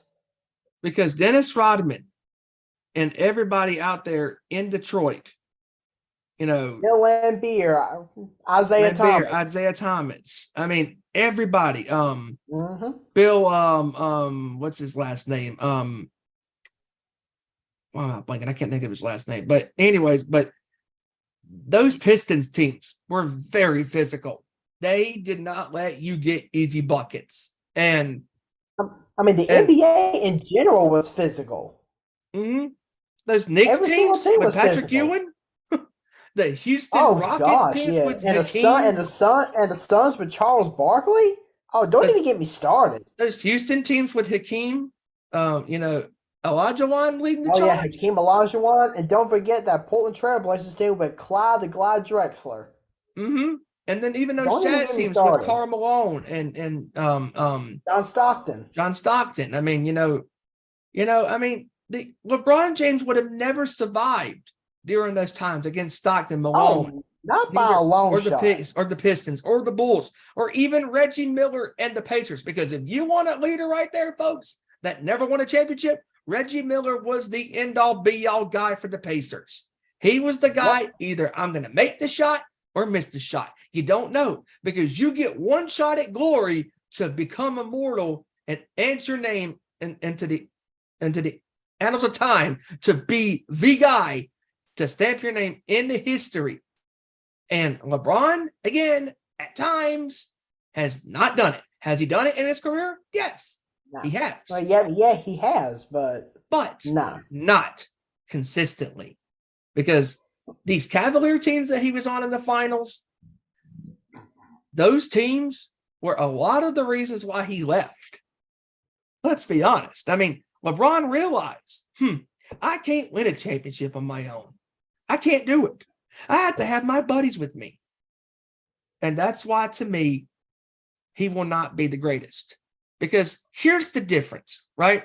You want to know why Chicago, the Lakers, the Pistons, the Spurs, a lot of these great dynasties get a pass for having these quote-unquote big-time teams? It's because, for the most part, they have drafted these players. Mm-hmm.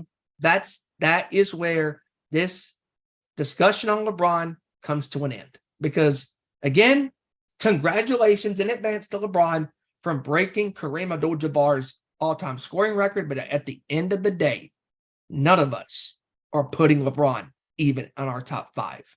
Because overall, from a consistent standpoint, from a wanting the ball at the end of the game scenario, he doesn't have it. And he never will. He never will. He never will have that killer instinct in his bone. Because Kobe Bryant, Tim Duncan, Kevin Durant, for Christ's sakes, Kevin Durant, Dwayne Wade, Kobe, Shaq, Michael, Magic Johnson, Kareem Abdul-Jabbar, Karl Malone, John Stockton. I could go down the list. Hakeem Olajuwon. These guys had that killer instinct. Wilt Chamberlain had that killer instinct. Hell, James Worthy had that instinct when he wanted to turn it on. Barkley had it. Drexler had it. Who's the other guy? The guy who was with the Lakers all those years. Jerry West. Thank you, Jerry West. Thank you. The logo, Jerry West. That's another thing, Jerry West, and it harkens back to this. He lost his first 6 NBA finals. Mm-hmm. That's what also pisses me off about fans, is they always look at the numbers. Oh, just because you won 1 championship in your existence and you lost 4 or 5 championship series, or if you lost multiple Super Bowls. If you won a Super Bowl, if you won an NBA championship, if you won a World Series, if you won a Stanley Cup, that's all that freaking matters. Because at the end of the day, you can call yourself a champion. Yep, and I will give you one last player that had that killer instinct, and I'll end it with this name right here, and I'm sure you will agree with me. The late, the great, the legendary Bill Russell. Yes. Yes. Because that's enough. I agree with that because, see, this is where numbers back themselves up. Russell has 11 NBA championships with the Celtics. That dominant run. You can truly say that he is one of the greatest centers to play the game of basketball because the numbers don't lie. The numbers speak for themselves. But in players like LeBron, even when he passes Kareem, at the end of the day, the numbers still don't matter. Because even though his record in the finals is bad, 4-9, he still has a championship. So that's great. At least you won one. If you didn't win a championship, you would have not had the stamp of approval that you do right now. Because that is the one thing about sports fans that they do, is they love looking at the numbers. What have you done for me lately? What have you done overall in your professional career? Do you have a Super Bowl? Do you have the NBA championship? Do you have a Stanley Cup Finals championship? Are you a World Series champion? What have you done for me? If you haven't done none of those things, then you're nothing to me. And that is where I disagree. Because at the end of the day, the numbers don't make the player. Mm-hmm. Dan Marino never won a Super Bowl in the NFL. Never. Only went to one Super Bowl. It doesn't matter if you have a championship or if you don't. It doesn't matter if you break a all-time great basketball player's numbers of being the de facto leader in professional points scored in the National Basketball Association. The numbers don't make you the best. Your leadership, your killer instinct mentality, and your determination, win or lose, I will give it my all, no matter what, and I will answer to my failures and to my success on and off the playing fields or courts. And that's the bottom line, because Stone Cold said so. That's right. Finally, Steven's long-ass 25-minute rant about LeBron came to an end. You know what? That went as long as, I don't know, maybe a Dream Theater song, a Rush song. But I know. That was almost as half as long as the fucking Royal Rumble match. Right. But y'all know. Yeah, Joey, you know, Ezra, you know, Kevin knows, everybody out there knows that knows us. We're not impressed. No. Oh, so what? You broke the scoring record. So what? Who cares? So what? Who cares? More ridiculous than the movie Cocaine Bear. Okay, on to some quick news notes because we're running low on time. We only got a few minutes left of the show. Real quick, congrats to Steph Curry on passing Will Chamberlain for the most field goals made in Warriors history. Mm-hmm. Way to go, Steph. Well deserved. Way to go. A true team leader. All right, quick score update in the NBA right now. The Cavaliers are leading the Heat right now, 81-79 in the fourth. Right now, the Knicks are up only by 2 now, 60-58 in the third. The Bulls are leading the Clippers right now, 50-43. The Bucks and Charlotte are at a very close game, 56-55 in the second. And then later on tonight, we got the Pelicans and the Nuggets, and that is your final game for tonight. Interesting. Nice. And that should be a good basketball game. Oh yeah, There should be 2 great games there. Oh yeah, and also Russell Westbrook has passed Gary Payton for 10th all-time in assists. Oh, good for you. Good job, Russ. Good job. Now focus on that. Oh yeah, and the Wizards the other day. The Wizards won in San Antonio for the first time since 1999. Holy smokes! Yeah. Wow. 24 years. Good job, Russell Westbrook. Now focus on making a shot for once. Stop turning the ball. Yeah, that's not gonna happen. Well, some news coming out of the we're going to Major League Baseball real quick. News coming out of the Dodgers. They have signed Tony Gonsolin on a 2-year contract through the 2024 season for $6.65 million. Interesting. It's actually a very interesting move because Tony Gonsolin, he had one hell of a year last year. Yep. Also, the Blue Jays have signed reliever Chad Green to a 2-year deal as well. Former Yankee player. Yep. Nice. Mm-hmm. Also, we got to mention former World Series champion Dexter Fowler has hung up the cleats after 14 seasons. All right. Oh, wow. Of course, winning his World Series with the Chicago Cubs in 2016. Nice. Did he also win one with the Cardinals? I believe so too. Yes, I believe he's a 2-time champion. 2011. Yes, 2011. Yes, 2011 with the Cardinals. when they beat, I believe it was the Rangers. Yeah, that sounds about right. So yeah. Yeah, Dexter Fowler definitely has got his left. Definitely, he won.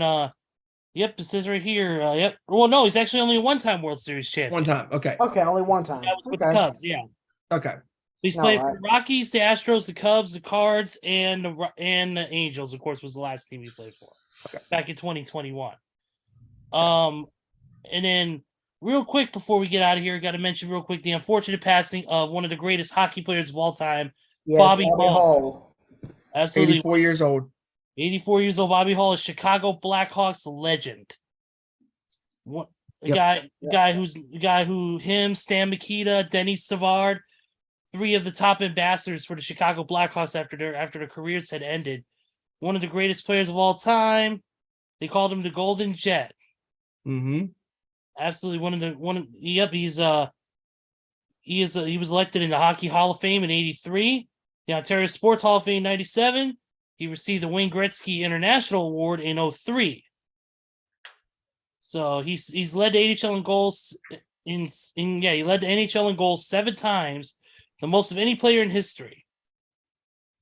So definitely left behind a great legacy, and the Blackhawks organization I know is hurting right now, and all the best to them, and of course all Blackhawks fans around the world, and to Bobby Hall's family and friends as well. Yes. But I think it's about it. Anything else you guys want to punch in real quick before we call it a day? Oh yeah. By the way, one of the greatest Royal Rumbles of all time from this past Saturday in San Antonio. If you haven't watched it, check it out. It was so good. Yeah, yes, definitely check it out on Peacock. Watch it all the way through, beginning to end. All the matches were great. Both Royal Rumble matches are great. The story that Sammy, Kevin, and Roman told was incredible. Yep. Definitely got to check that out. Also, the big news today for the international wrestling fans around the world is that, of course, Kota Ibushi is now a free agent as of 10 a.m. Eastern time this morning, and his first appearance as a free agent will be at the Collective, Josh Barnett's Bloodsport, and Joey Janela's Spring Break 7 as part of GCW's weekend during WrestleMania weekend. So those will be Ibushi's first post New Japan bookings, and we'll get to see the Golden Star in action. Also booked on that Bloodsport card, the only other person booked on it is Timothy Thatcher, as well. Nice. We'll be facing Daniel Bryan this week on Dynamite.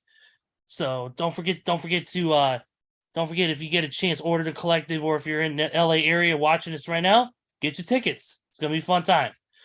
Besides that, let's do our closing. Let's do our final thoughts. Joey, you first.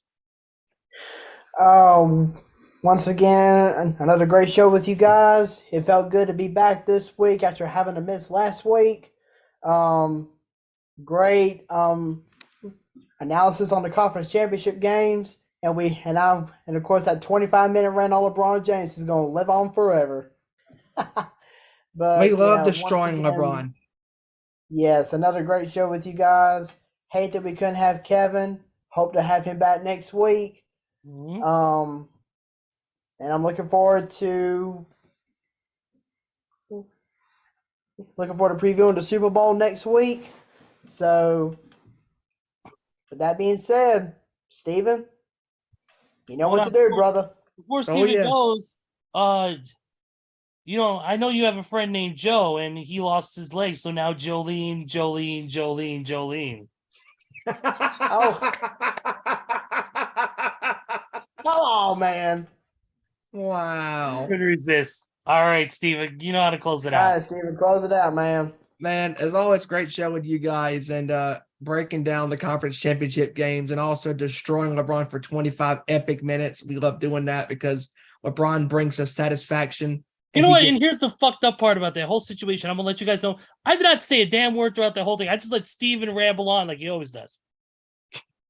I did not say a single word. I just went, yep. Yep. It's like Yep. fucking it's like King of the Hill when all the characters when Bobby and them were all standing in front of the fence drinking beer.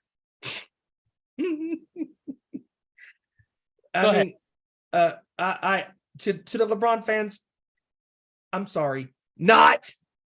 Sorry About your damn luck. That's right. Great show with you guys, recapping the world of the NFL and talking about the news and just talking about LeBron and his great accomplishment that he is going to accomplish. But at the end of the day, for us, it doesn't mean jack shit. Congratulations in advance. You're still not one of the best in our opinion, and you've had a great career, but you're still not top 5 great. That's our opinion. Anyways, follow the Nation's Corner on Twitter at Nation's Corner, everywhere else on YouTube, Instagram, and Facebook. It is at the Nation's Corner.